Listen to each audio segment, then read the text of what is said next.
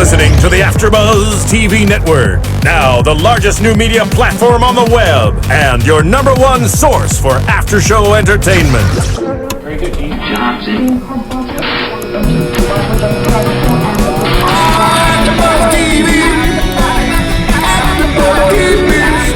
The AFTERBUZZ Studios in Los Angeles, California. Presented by Maria Menounos and streaming live thanks to Akamai Technologies. This is AFTERBUZZ TV's Shark Tank After Show. We'll break down tonight's episode and get you all the latest news and gossip.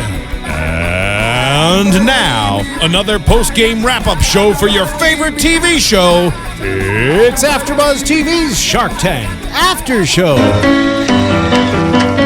Oh yeah, here we are doing another after show for Shark Tank. We're on episode 14. Some pretty good proposals here. Yes, I'm I like Stef them. Z, and I'm with the band's back together. Woo! Yeah, We're back in 2014. It is. There's some great projects. I like it. Yeah. Oh, and by the way, I'm Kristina Zias. Yes, and we do have Phil here too. He's wearing two hats tonight, but he is here. I'm in the booth, baby. Oh yeah, in the booth. So let's get to it. So the first person that comes out is Lauren, who right off the bat, you gotta like this girl. She's awesome. Yeah, she was just, she's from Alaska. And I don't know if you guys have ever been to Alaska, but it's a pretty crazy place. It's like a lot of people go there and work for like a certain amount of time, and then they go to like Hawaii for a certain amount of time or something. It's a very, you know what I mean? Like it's just not normal because it's dark all the time. I was developing. that's I was actually interesting. developing a fishing show based around Alaska. Oh, so you got to hit up Lauren. Yeah, you should Yeah, call I her, will. dude. I will. I forget where the project is now, but this was like a year ago or something like that, and it's crazy the culture behind fishing. Yes. Well, she said kind of what you were going off on saying is that she only works for 3 months out of the year fishing. And she grosses $100,000. Which is incredible. Yeah. Which is, okay. But so anyway, her product was Alaska Glacial Mud. Which, I couldn't really tie how the fishing and the mud were tied together. Like, I think that's just what she did and what allowed her to do this other project. She'd go work for 3 months and then she'd save up some money that she can invest in her. Well, the thing was that I guess she was fishing in the Copper River, and that's where this mud was based. And she was there one day, and she was like digging her hands into the mud, and she realized how silky they got immediately, and then she started spreading it on her body. Who would do that? I would do that. Would you? Yeah. You're like, I'm in some random place fishing. This stuff feels good. Let me rub it all over myself. I would do that because when I'm at the beach and the sand, like I feel like it's exfoliating. I'm like bathing in like sand and scrubbing myself down. All right. So all right. I'm actually her market. Yeah, I'm not saying I wouldn't use the mud. Right. I'm saying I don't know that I'd go fishing and roll around And come in the out mud. with Yeah, a mud yeah. mask product. What do you think, Phil? Would you use the mud? Would you roll in the mud? I'd probably roll in the mud because I just like rolling in mud, not necessarily for health purposes. Right. But it was interesting. I think it was Barbara who said it. Like, you don't know what your market is. You're trying to go after spas, but you're also trying to go after the regular customer, and that's where it got kind of blurred. Yeah, Barbara was saying you got to pick one. You can't be retail and spa. Yeah, which I mean, I don't necessarily.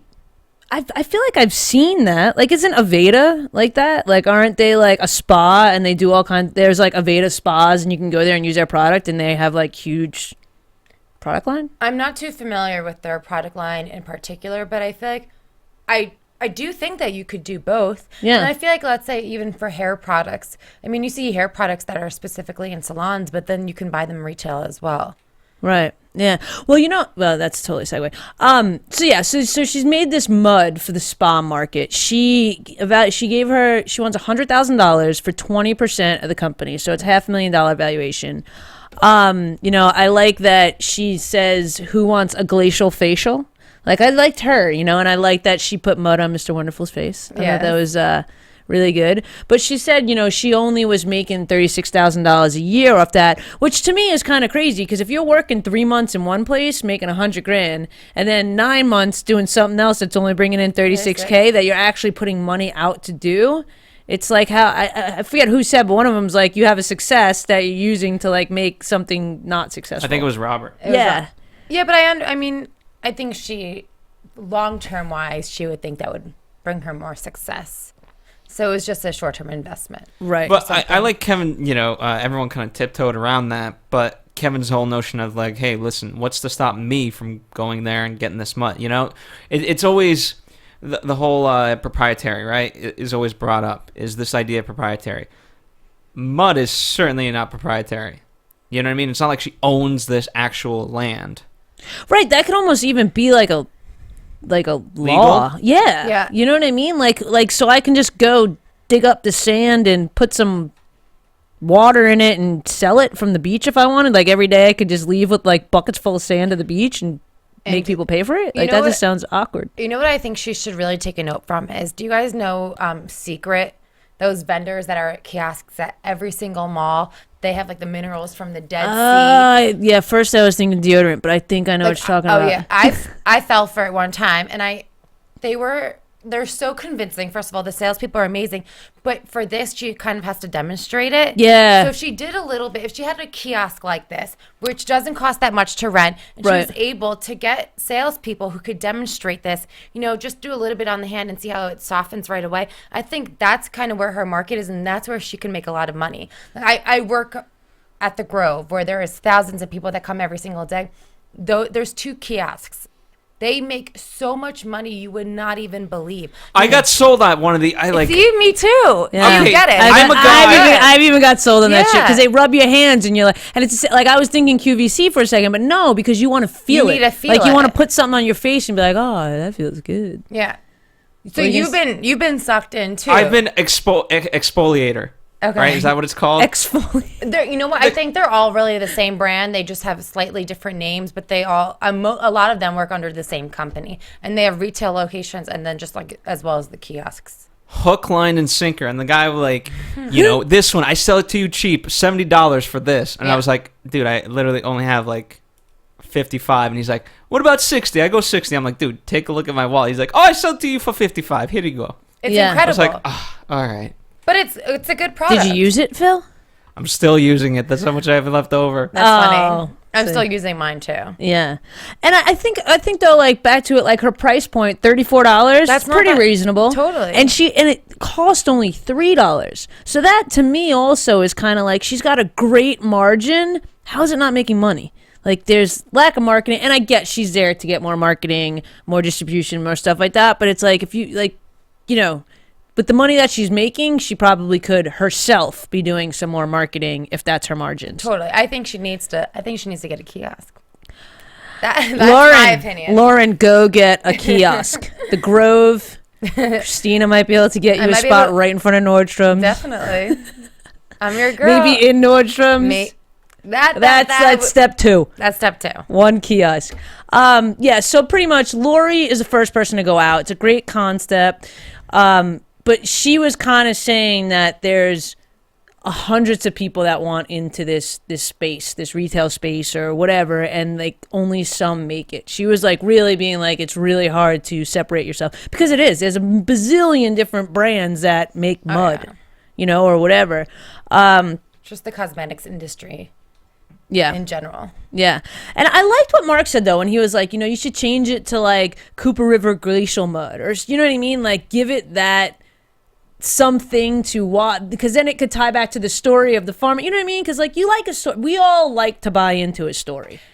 Yes, but I don't think I would necessarily, and I eat salmon all the time. I don't think I would hear like, oh, Copper River, like, oh, that's the salmon. I'm like, oh my God, I got to get this glacial mud. It's going to be fantastic.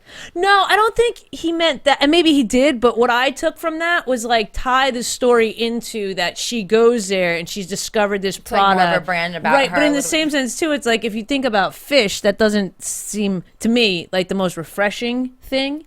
So like, you know what I mean? Like you might be like, is it going to smell like fish? Like weird. So I don't know. So Mark goes out. Robert, he's, you can't go global with $36,000 a year, which is just crazy to me when they say stuff like that, because sometimes they invest with people that have no sales.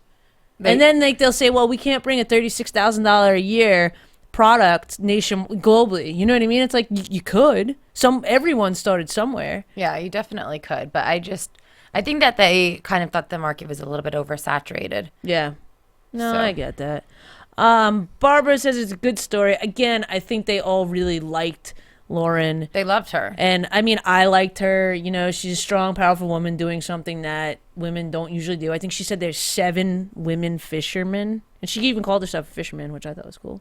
And then Mr. Wonderful was like, you know, negative Nelly with like, after 3 years, if you're not profitable, you're not a business, which I thought was kind of harsh. A lot of businesses have a slow start. Yeah, and they invest money, and to get out of the black, it takes, I mean, to get out of the red, it takes more time. And some, you know, people just figure it out and some don't. But so overall, I think, you know, Lauren was cool. It was a good product, but, you know, it just didn't work out for her. Anything else about Lauren you guys want to talk about?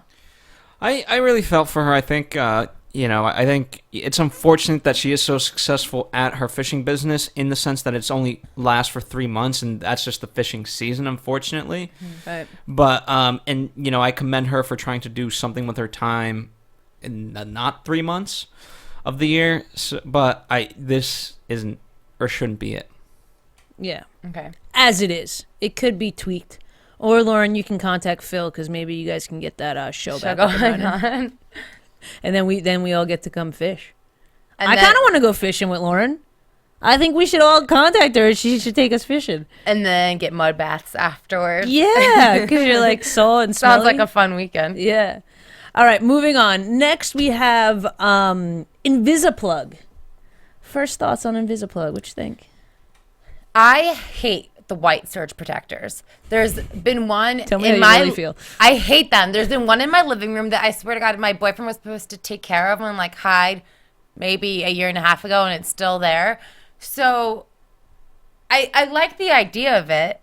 I think it's funny and unique and just like a cool spin on an everyday household item that I'm sure all of us have. If not several. See, for me, I was a little bit disappointed, I think. Were you? Well, I thought that I would, like, it was really going to be invisible. Like I get, and then once I got, not, is that you laughing, Phil?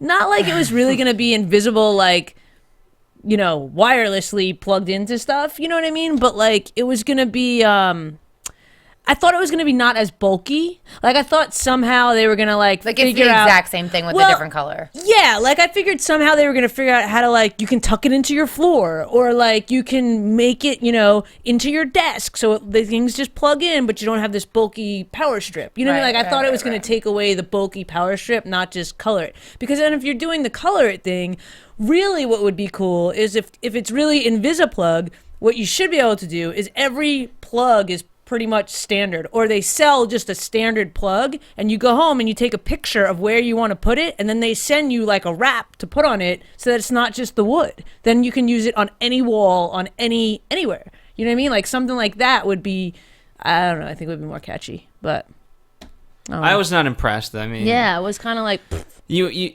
anytime you deal with cords, people don't want cords. Yeah. Not only do they want to, like, they want the smoothest thing to hide, and, like, you know, what's cool, there's a lot of great desks that kind of have this built-in hidden compartment. Yeah, that's what and things like that. That's what it needs to be. Right. Not, okay, so you've hidden the actual plug, but then I have 8 plugs going out of that, and they look like crap. So what do you guys think about, I mean, this Costco deal that they have going on, the OMAG feature? Like, how are they getting all this publicity? Because obviously people are really liking it. People will like it. I wasn't a fan. Okay. And maybe because I've got something against, like, wood grain too. Like, I'm not a big fan of, like, that look. And it's like, I would have rather them, well, I mean, that probably has nothing to do with it, but, like, I would have rather, like I said, I would have rather them built something to put into the wood rather than just on top of it, like, accentuate where it's going. Right. But there's tons of products that I might not like, or Phil might not like, you know what I mean? And people are going to buy because it makes sense. And I think it would probably be a lot for, like, businesses and people, because if you're going to Costco, you're not just buying one.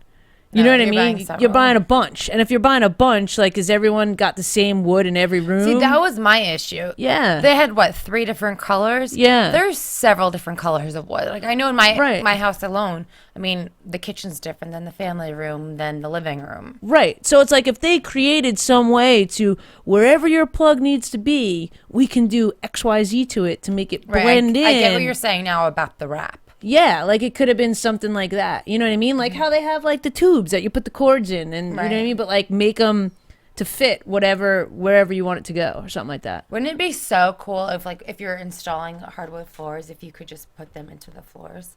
You can though. People have plugs in, like literally plugs in their floor, like an outlet in the floor. Here's where I could see it. I could see this.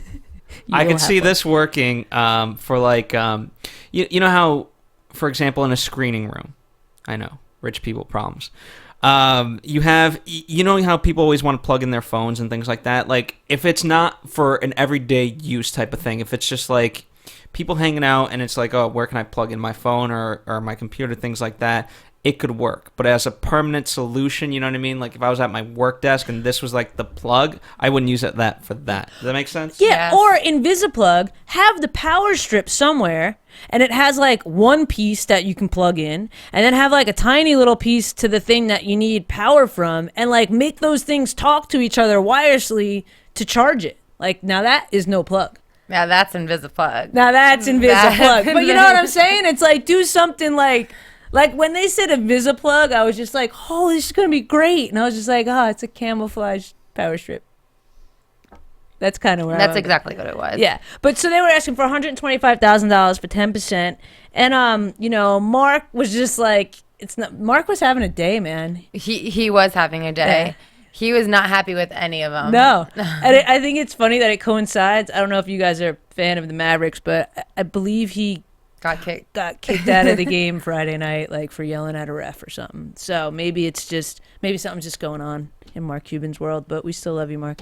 But so he was like, it's not a real business, I'm out. Robert didn't really like it. It's not aesthetically pleasing, and that's kind of like it looked fuddy-duddy to me. I mean, Mr. Wonderful was just like, I'm out. Barbara was saying how she's the perfect customer. Her husband buys a power strip all the time, and she throws them away, which...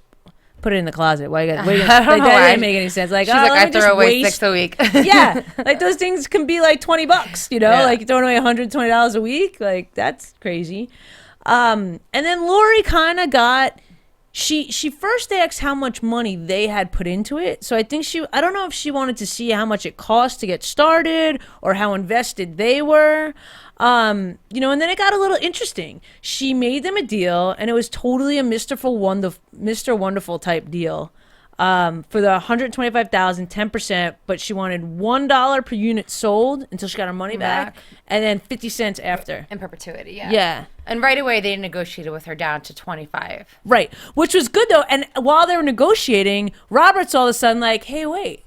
You guys are kind of really smart up there. I want back in. Well, the thing is that they were talking about their Costco deal. Right. And that if all goes well, that could be like $1 million just in one deal. And that's kind of where they got their evaluation from. And then they were talking about the O magazine. Right. And I think that's when Robert was like, okay. Right. If you're in anything to do with Oprah, I feel like people are like done, sold, ready to go. Right. So like, you guys are going to sell it right away. She just touches it and it's like gold. It is gold, yeah. So that's when Robert was like, all right, let's make this interesting. My only knock on the O magazine is the fact that, okay, I get it's a big magazine, but I just see so much press about so many other items, and like it's never just one thing that all of a sudden, like if you're in a magazine, it's not just that sudden, you know what I mean?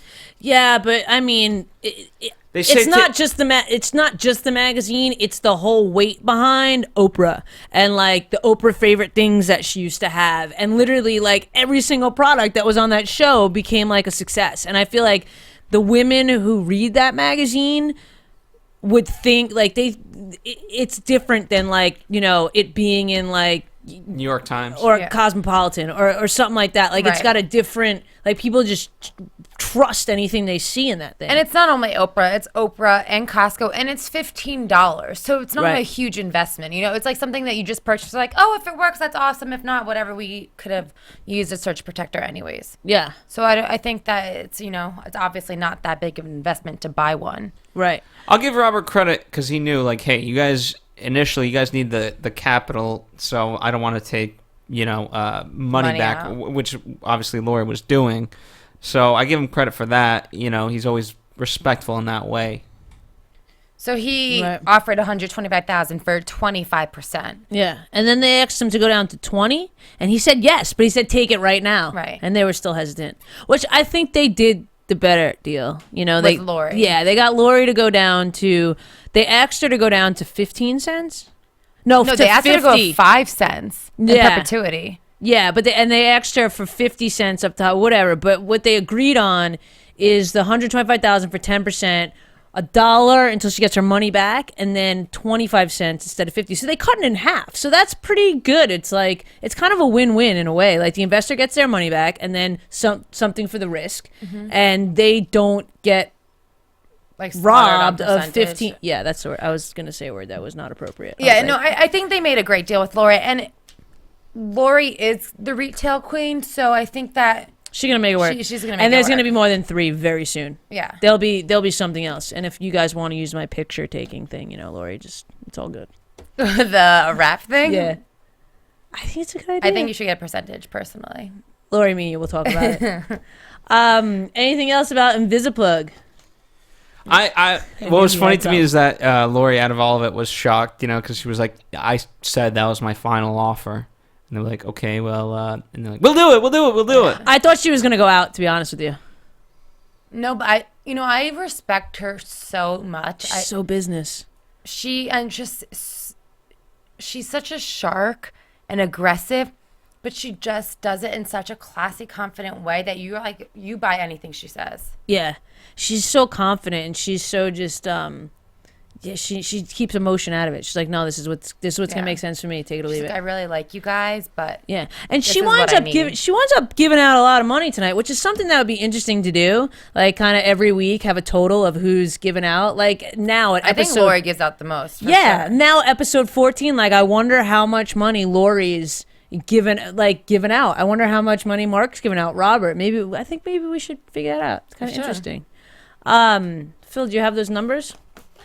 I really want to find like one centralized website that keeps track of all these statistics, because there's ancillary ones and it'll have like weird statistics, but I want one central place. So if you're a fan, you know what? Help us help you make this website. Well, because today Lori gave out $125,000. She gave out another. We'll get to it, but she gives out $200,000 at least today. Yeah. Okay. More than that. Yeah. So moving right along. So next we have locker bones. I kind of wish I had one. I love this idea. I think it's so cool. I kind of wish I need one now. I don't have a locker, but I feel like if I had a locker bone, maybe in my closet or something. That they could closet bone. Yeah.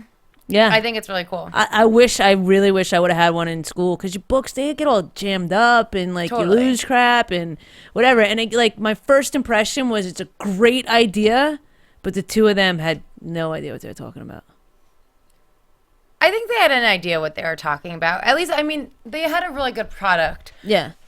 And I think their deal making was absolutely awful. Right. It was like they had a great product, and then when they opened their mouth, it was like the product talked so much for itself and was like, oh, that's great. And then when they started talking, it was almost like they were talking you out of it. Yeah, absolutely. I don't want to jump ahead, but I'm just going to say this. At the end, when a deal was offered to them and they took it, I was just like, you got to be kidding me. Like, you don't counter, you don't negotiate with anything. Yeah, it was just done. But anyways, we'll get to that. But in the same sense, whatever. In the same sense, the fact that they didn't do any of that shows that they need need more help. Yeah. So there's going to be more time allotted to them. It's not going to just be like, here's a check. You guys know how to run your business. Right, I get a right. percentage. They do. So what they asked us, so pretty much locker bones, it's a way to keep school lockers organized. And I think it was really cute how he made one for the daughter, and then the daughter was embarrassed to bring it in, and then all of a sudden everyone wanted one. It's a good story. You know what I mean?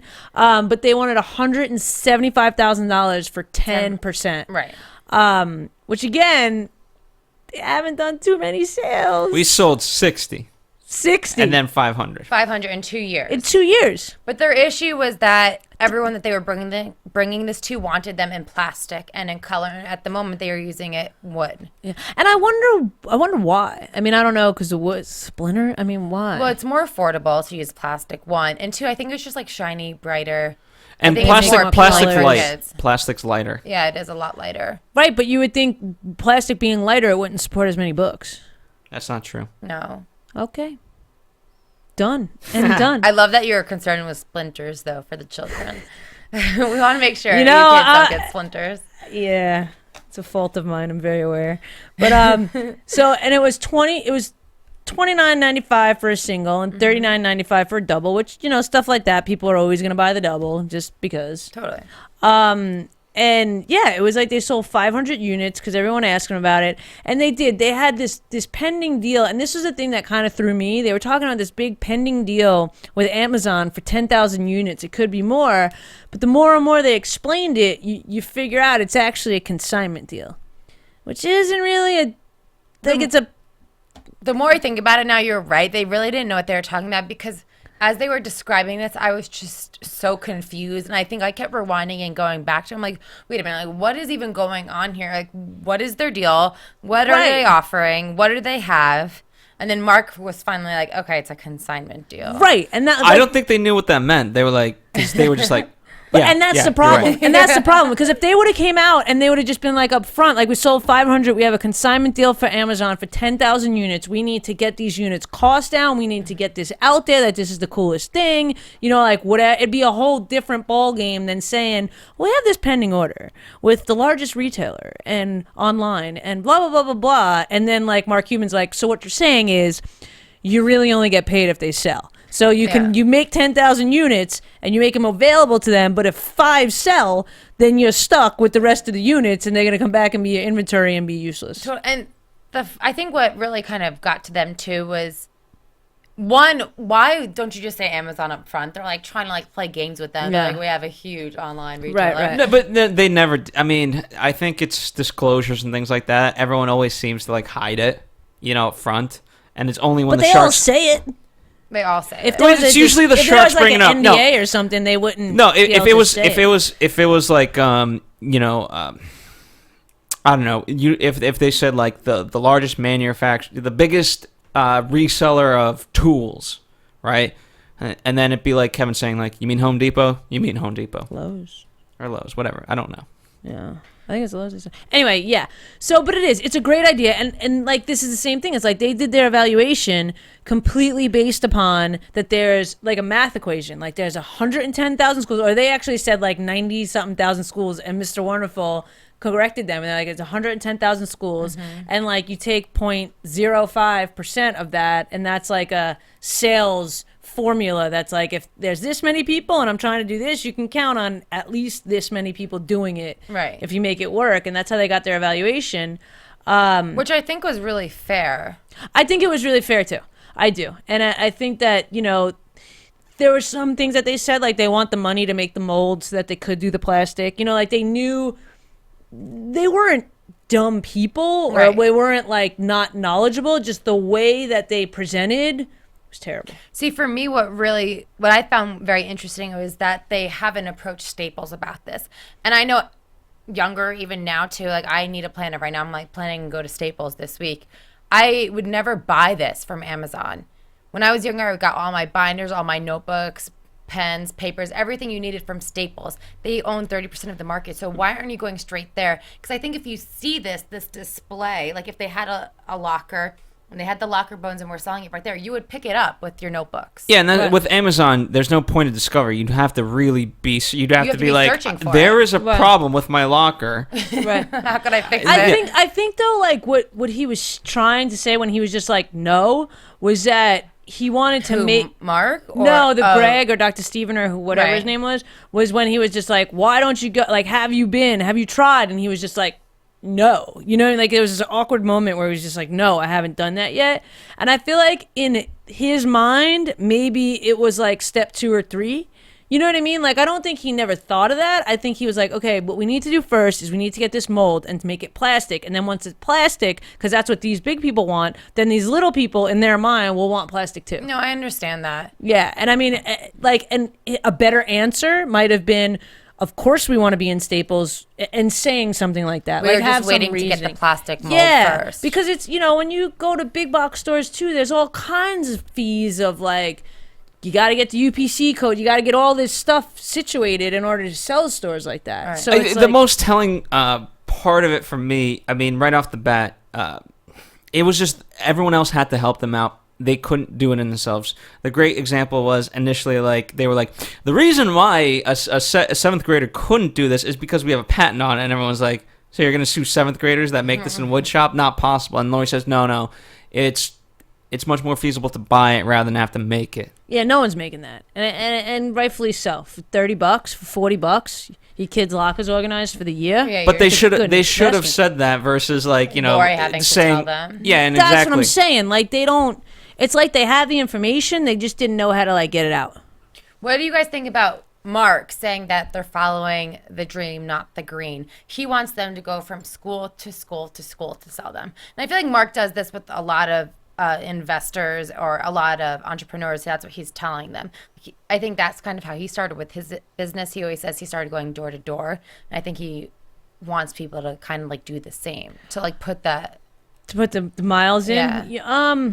I kind of agree, and I kind of don't like, I mean, personally, and this might not be what you were getting at all, but this is exactly where I went. Like, if I would be a little bit annoyed. Like, schools nowadays have little budget, and like they're cutting programs like arts and like gym and like, you know what I mean? Yeah. So it's like if they were gonna make this big investment on a locker bone and like not have money to go somewhere else, you know what I mean? Like for me, it's not a necessity. So wait, you think that he was? I think he telling meant them to like sell it to the schools, to put it in every locker.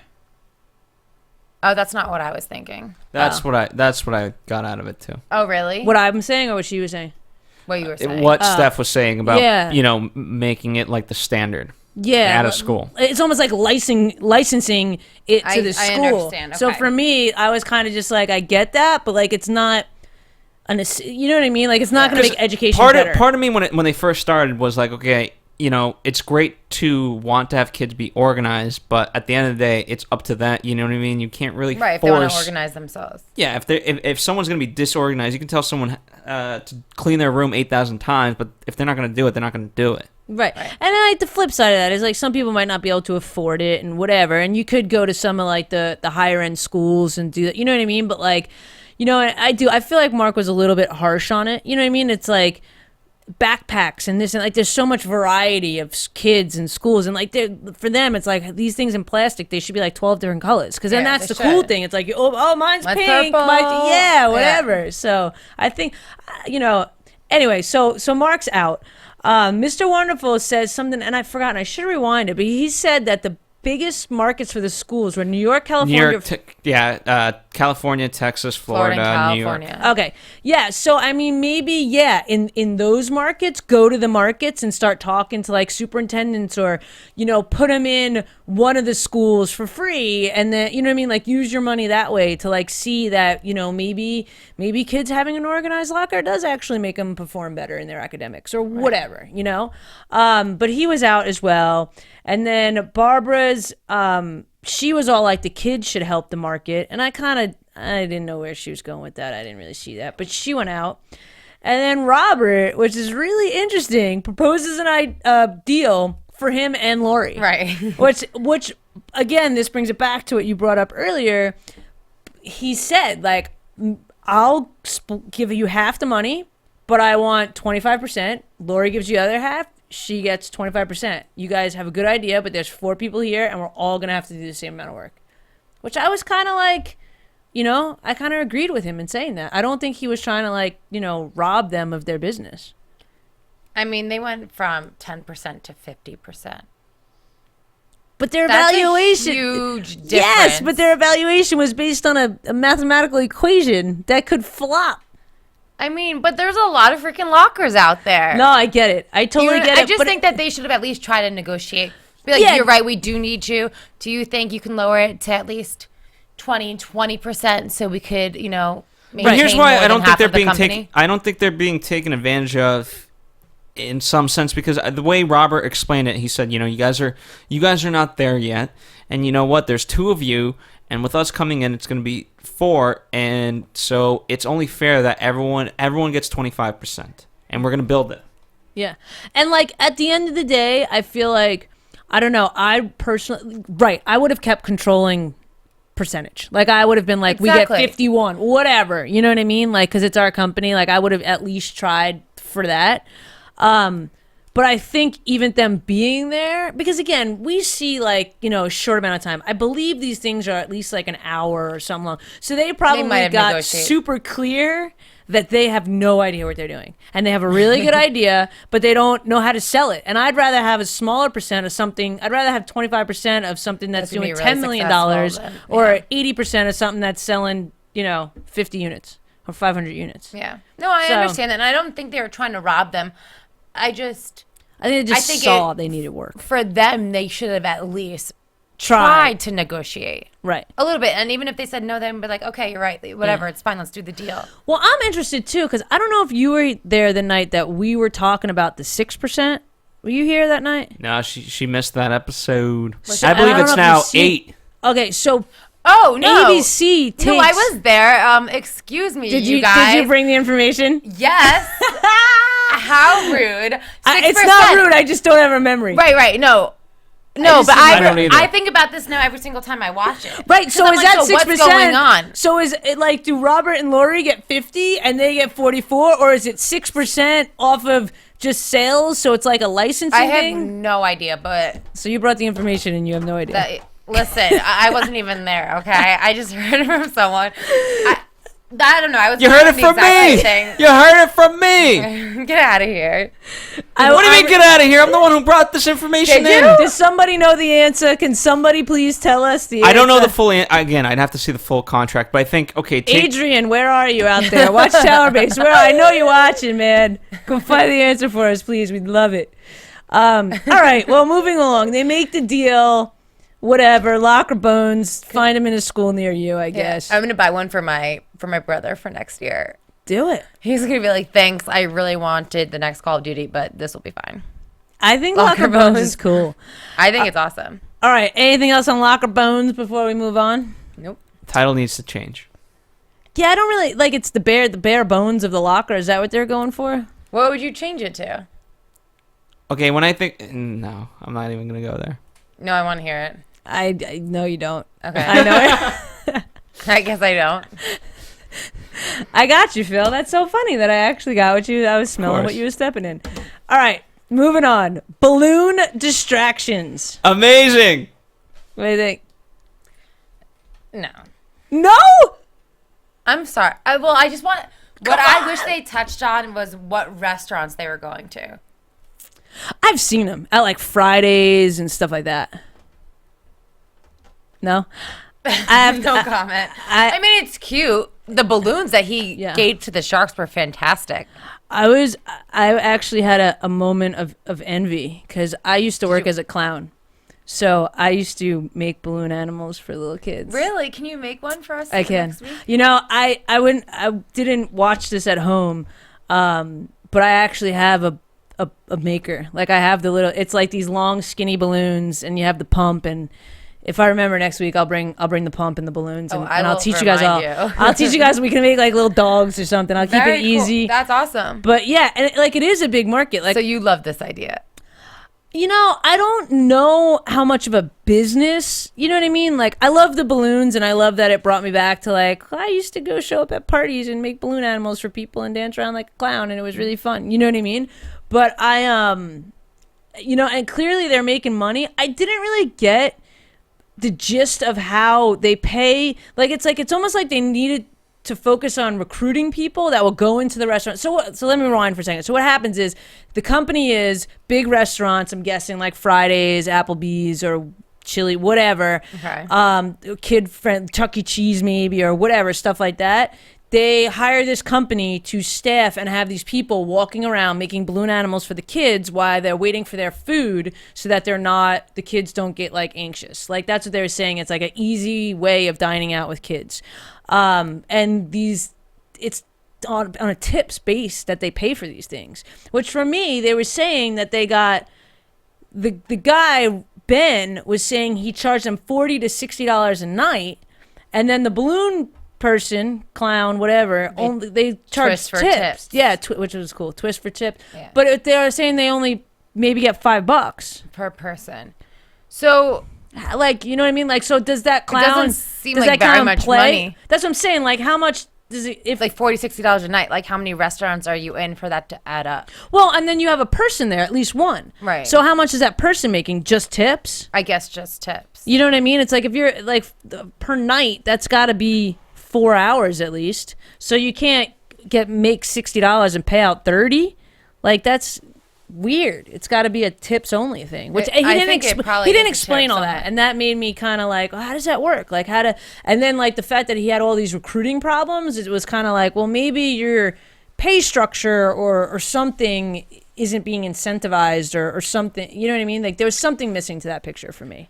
Well, I really like what Mark said was that instead of trying to get these regional sale managers, go to colleges, get this young talent that is right out of school that's willing to work hard, you know, maybe give them a salary because you don't have to pay them that much instead of being commission based and work on it like that. Yeah, no, that's exactly like I think that he was missing a plan. Sense. But Yeah. apparently he's done $4 million in sales total. And he did. That's pretty incredible. Yeah. 650 last year. And I think it's funny how, well, it's not funny. I guess it's unfortunate, but that the clown community insulted him. You can't mess with the clown community, dude. I feel bad. I don't want to piss him off. I'm not particularly fond of clowns. Whoa. I'm sure that you would be my favorite by far. I was Zippy the Clown. Okay. There's this one clown I once interacted with named Zippy the Clown that I thought was fabulous. That's better. Other I was than like, no, you Zippy. didn't mean Zippy. I was like, what? No. That's funny. But I don't know. What do you think, Phil? I'm surprised he was able to build out in the way that he was. You know, I mean, he's just an emotional guy. He starts off his pitch, and he's already crying. It'd be one thing if you cried because you got the deal, or you felt like you weren't going to get a deal after so many sharks pulled out. And to jump to the end, I think Kevin gave him the best advice. Like, dude, you got so much good stuff here. Just take that and run because, in all honesty, he didn't really need the Sharks' money. You know, he just needed a better infrastructure. He didn't need the franchise, and so he got the advice he needed. Now run with it. And how this has stood up, I'm so surprised. But now do that. People like the balloon animals. They really. I'm not saying they don't. I'm saying how this guy who seems to just be so emotionally driven and so disorganized has managed to build this empire. That's what's surprising. He's definitely got a team. He's not organizing this himself. There's no way. There's no way that guy. And I can't believe Mark told him to shut up. Mark straight up told him to shut up. But Mark was trying to explain something to him, and he just rudely interrupted while Mark is trying to give him constructive criticism or help him out. Right. He kind of needed to shut up. He totally needed to shut up, but I was still shocked. Mark was having a night. Mark, we love you. I would love to give you a hug if you need one. But yeah, that was it. But he was every single time someone tried to offer some advice or something, he just started yapping. And I get there's got to be some nervous energy going on too. Got to be. 100%. Because clearly with this guy doing, last year he averages $500,000 a year, and last year he did $650,000. Like, clearly he's doing something right. Yeah, I think he definitely wanted to work with Barbara because he said, I understand your business model, you get me, but she just didn't. Nobody had confidence in him. He was just all over the board. Everyone had to be like, okay, focus back in. And Robert, I feel like, was the most respectful out of it. Like, okay, stop that. You're telling me one thing, now you're going off tangent again. Refocus. Which is actually a really valuable lesson. It's like this idea with a different presenter maybe would have got the money. Absolutely. You know what I mean? Like, I wonder, and it's almost like people almost try too hard a little bit. I mean, like, clearly he's there. Like, if he would have went out there and just been like, hey guys, I got this business, I'm making a lot of money, my weakness is a team and I need help building a sales team, help me and let's make some more money, let's blow it up together, or whatever he said, help me blow this up. You know what I mean? Like a lot of people just aren't confident in saying or admitting what they don't know. Right, and in turn they sound like they don't know a lot more than they do. Exactly. Like, because they just like fish out of water. Yeah. Easy catch for Lauren. Oh, bringing it back. So pretty much everyone, for one reason or another, kind of goes out, and it's sad because this seems like it's making a lot of money. Anything else you guys want to add about the balloon distractions? I want to know like a website where a list of restaurants where this is there. Google it, dude. Do balloon distractions. Guaranteed they have a client list. Yeah. Maybe it's Do because it right now. I'm lazy, I so don't I'll have look it kids up. or anything. I don't have my phone. It's over It there. just is not something that I would like to see at a restaurant. If it was Chuck E. Cheese, fine. Right. But would you rather see a clown making a balloon for a kid or a kid crying? I don't want to see either. Does that sound You- really you Kill 'em all. insensitive? You must dine Get at rid of the balloons she and- only eats No, I at just- 21 and over. I just feel like if you're bringing your kids out to dinner, like your kids should know that they shouldn't be crying and making and screaming at the dinner table at a restaurant. And if you can't control your kids like that, then you shouldn't bring your kids out to dinner. And I don't know if that's really insensitive. I'm sorry if it is, but I don't think there has to be balloons to distract them. I think that there should be better parenting so that that wouldn't be an issue. I like it. I totally like it. But I do think that, sometimes, there's a certain time span for kids, focus or whatever. And sometimes, like, I think the reason why the restaurants do it is because if normally it takes 20 minutes to get food, and that's what like parents that have disciplined kids are normal to, and that kids, and for some reason the restaurant's crazy and it takes 40 minutes, that they are creating this buffer for people not to get pissed off or be like, my kids can't go eat there because it takes forever. Right. No. You know what I mean? Like I could see both sides, but I agree with you. Like, and it just, in this day and age, most parents, I think, and I'm not a parent, so whatever, but most parents, I think, there's a lot more technology at the table with kids, and I would rather a kid be interacting with a clown than on an iPad watching a movie at dinner. It's so true. Sorry to bring it back to the Grove, but it's unbelievable that every single kid in a stroller is on an iPad or an iPhone. Yeah, it's terrible. It is really bad. What's that? All right. The more you know. You're funny. All right, and then we have our news flashback tonight to the Tom and Chee. Tom and Chee. Yeah, what do you think about that? It made me want a grilled cheese sandwich. I wanted a grilled cheese sandwich so badly. But wait, can we talk about this for a second? I don't really remember them on the show, unfortunately. Oh, I remember them. Are there grilled cheese sandwiches on donuts? Hell yeah. All of them? Oh my God, that sounds so good and so bad at the same time. It's terrible for you. It's gotta be. It's the worst thing. It probably has to be the worst possible thing that you could have for your body. Yeah. Now figure out a way to give me a healthy donut and grilled cheese so I can eat it and not feel like trash about it. Happy. But they weren't going for that. That's not what they were Is this going more for. of a dessert though, or is it like just out of curiosity? I don't think savory so. or sweet. I don't know. It's gotta be both. Oh my God, it's probably so freaking delicious. Where's the grilled cheese truck tonight? Let's go find it after Are they this. franchising in Los Angeles? I'm taking my next date there, but again, I need to know: is it dessert or is it meal? It's like a crepe. It's you can a have restaurant. I understand, but It's a meal. It's not dessert. Yeah, like I feel like there's definitely dessert stuff, Right. And there's definitely meal stuff. I like the Barba Blue. Right. Yeah, I like that too. And And then they do soups too, right? Because it's like grilled cheese and tomato soup. yeah, I think so. Which again, that's more not sweet. No, it's like a lunch. Yeah. So again, it's crazy the power of Shark Tank. We see it again. Last year they did 1 million, or the year that they were on Shark Tank, they did 1 million in a year, and now they've already done 1 million in 3 months. It's incredible. And they have 80 employees that they've Yeah. grown to. They've doubled their employees, which is crazy. And they have 3 more franchises. So Tom and Chee are doing good. Go find the Tom and Chee. Eat a grilled cheese on a freaking donut. And now, your AfterBuzz TV predictions.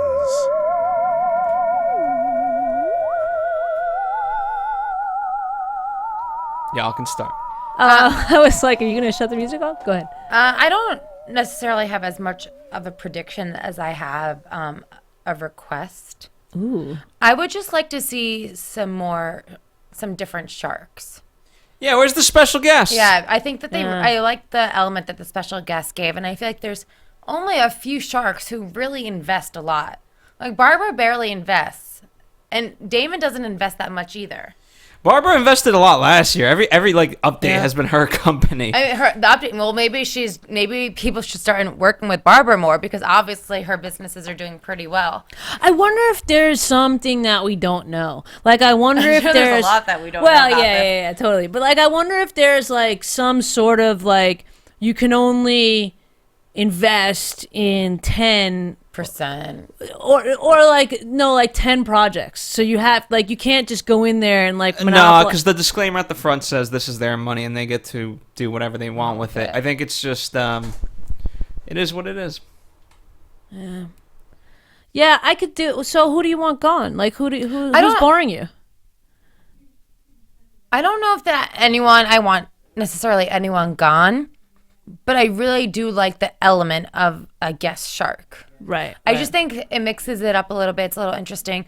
There's tons of people that could be on the show. Yeah.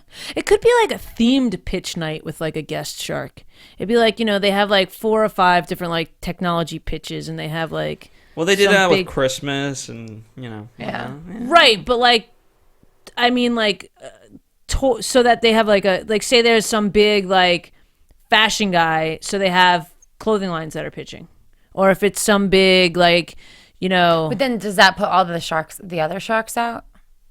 No, but it's just like, because all the other sharks, like, they've done all this other stuff. And they've, like, it would just make it interesting, like, why this guest? Like something just more specific. Yeah, and then, like, you can see if, like, Mark, because he's in technology too, and Robert, like, they're all kind of smart and everything. Right. But, like, this guy probably knows more about, like, the guest would know more about their industry than just investing in random stuff. No. So something like that. But that's all I got. You guys got anything else? That's all I got. Phil?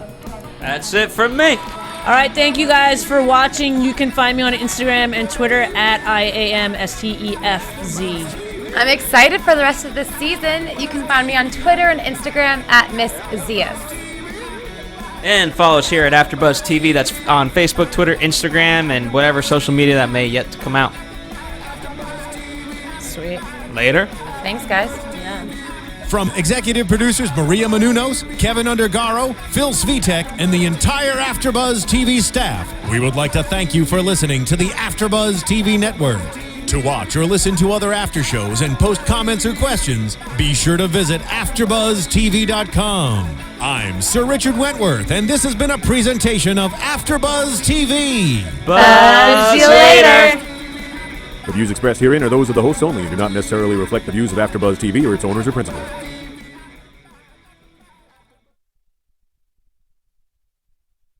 Thank you for watching AfterBuzz TV on YouTube. For more of your favorite after shows and interviews, subscribe to our channel here, and be sure to share your opinion on the episode in the comment section below here. We'd love to see what you guys are buzzing about. Thanks again. Buzz you later.